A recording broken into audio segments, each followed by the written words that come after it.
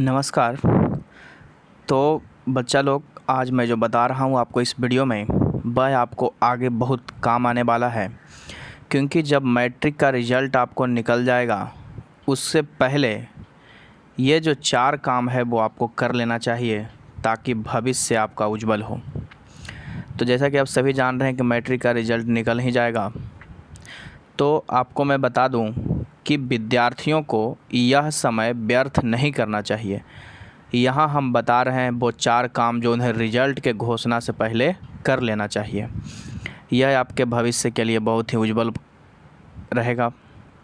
देखेंगे, सबसे पहला जो पॉइंट मैं आपको बता रहा हूँ कि जब आप 10th पास करेंगे तो आप 11वीं में यानी इंटर में जब प्रवेश लीजिएगा, नामांकन कराएंगे, तो आपको साइंस, कॉमर्स व आर्ट्स में से किसी एक को चुनना होगा।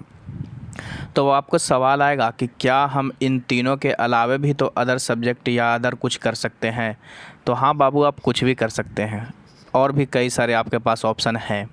लेकिन अभी फ़िलहाल ज़्यादातर बिहार में ऐसा देखा जाता है कि हम लोग जो होते हैं साइंस लेते हैं, या तो कॉमर्स लेते हैं, या तो फिर आर्ट्स लेते हैं, और उनके चुनाव को लेकर के हम लोग आगे बढ़ जाते हैं।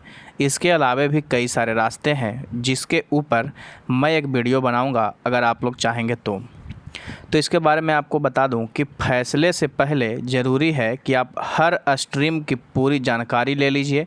यानी साइंस अगर आप लेते हैं तो क्या क्या इसके आगे बेनिफिट है, कॉमर्स लेने पर क्या होगा और आर्ट्स लेने पर क्या होगा।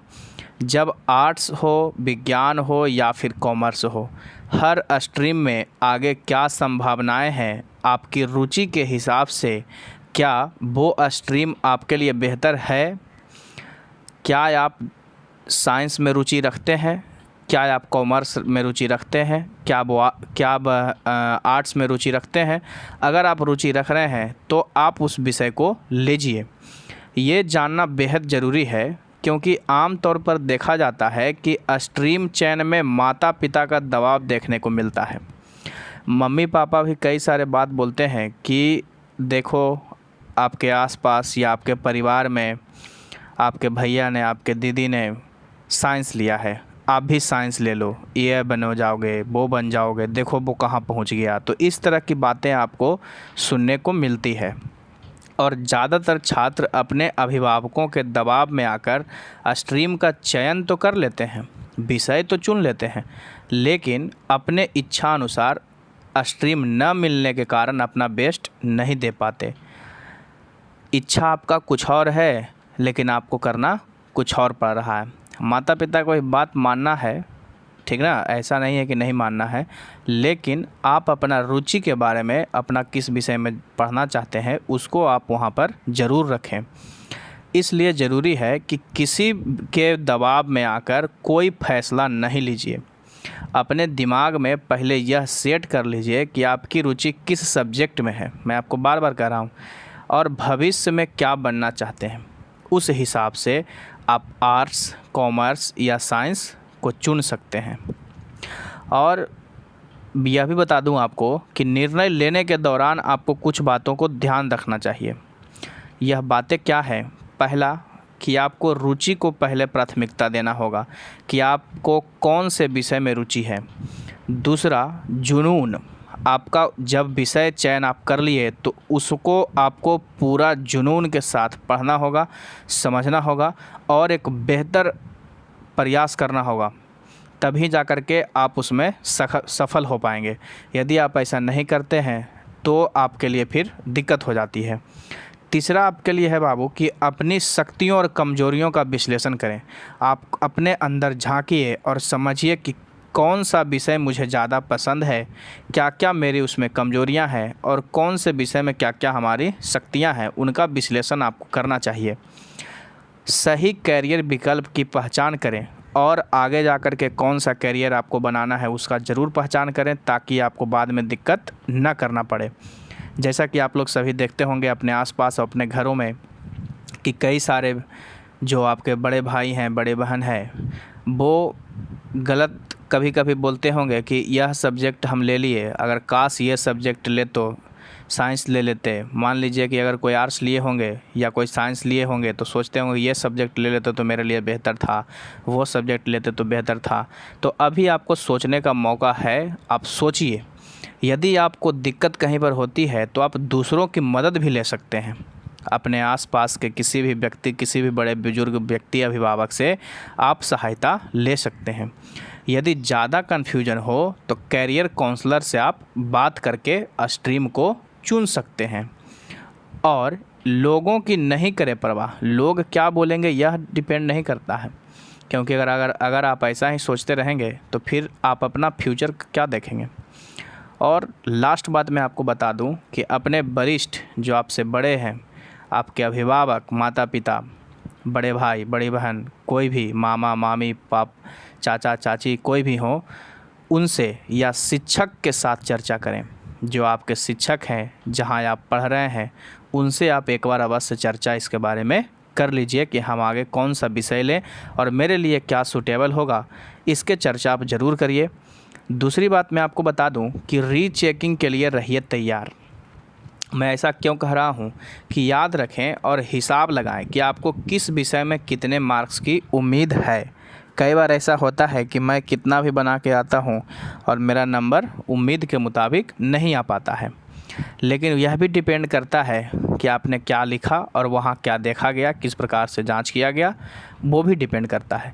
तो आपका उस विषय का पेपर कैसा गया था। रिजल्ट में अगर उम्मीद से नंबर बहुत कम आता है तो आप रीचेकिंग का ऑप्शन भी चुन सकते हैं। लेकिन आप अपने टीचरों की मदद से अभी से ये हिसाब लगा लें कि विभिन्न विषयों में आपके कितने नंबर आ सकते हैं। जब आपने एग्ज़ाम दे करके आया होगा तो वहाँ पर आपको ज़रूर आइडिया हो गया होगा कि हम इतना नंबर सही बनाए हैं तो मेरा इतना नंबर आना चाहिए। और आपने अपने घर से, घर वाले से या अपने शिक्षक से ज़रूर इसके बारे में चर्चा किया होगा। अगर नहीं किए हैं तो अभी आप कर सकते हैं, ठीक ना। और तीसरी बात मैं आपको बता दूं कि मानसिक तनाव न लें और सक्सेस स्टोरी पढ़िए। कई बच्चे अभी से मानसिक टेंशन, मानसिक तनाव में है कि रिज़ल्ट मेरा कैसा आएगा, क्या इस बार बिहार बोर्ड अच्छा रिज़ल्ट देगा, क्या होगा, नहीं होगा, कब आएगा, कैसे आएगा, क्या करेंगे। बहुत सारे टेंशन ले रहे हैं। कोई टेंशन नहीं लेना है, एकदम मस्ती से रहिए। रिज़ल्ट आने से पहले, उसके आने पर और उसके आने के बाद, तीनों पर, आने से पहले या उसके आने पर और उसके आने के बाद भी आपको तनाव लेने की ज़रूरत नहीं है। मार्क्स से ही सब कुछ नहीं होता है, यह आप भी जान रहे हैं कि मार्क्स सब कुछ नहीं होता है।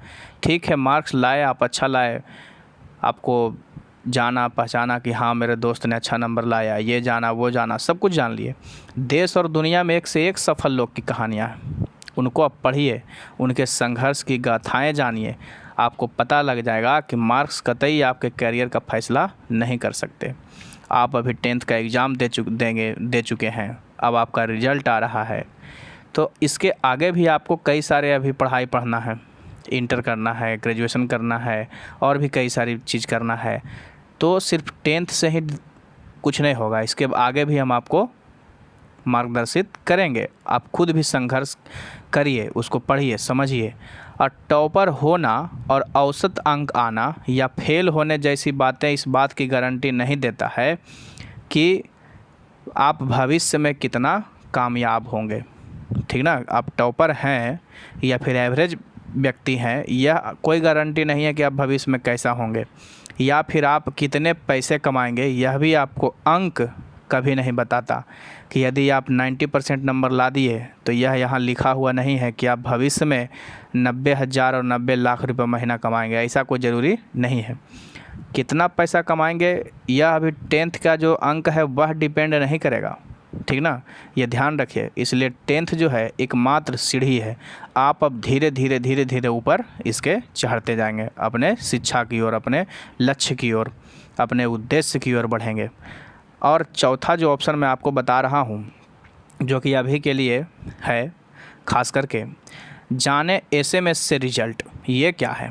तो कई बार देखा जाता है बाबू कि यह भी ध्यान रखें कि रिजल्ट के घोषणा होने के बाद अत्यधिक छात्रों के बिहार बोर्ड की वेबसाइट पर आने के चलते वह क्रैश हो सकती है, और कई बार हुआ भी है पहले भी, या उसमें कुछ तकनीकी दिक्कत आ सकती है। वेबसाइट पर हैवी ट्रैफिक की वजह से वह स्लो भी हो सकता है, यानी कि रिज़ल्ट निकला शाम में और दिखाई पड़ेगा आपको रात में, ऐसा भी कई बार होता है। तो ऐसे में स्टूडेंट के पास फ़ौरन रिज़ल्ट चेक करने का एक दूसरा ऑप्शन भी होना चाहिए। अब क्या है ऑप्शन? तो बिहार बोर्ड मैट्रिक स्टूडेंट्स एक SMS के ज़रिए भी अपना रिज़ल्ट चेक कर सकते हैं।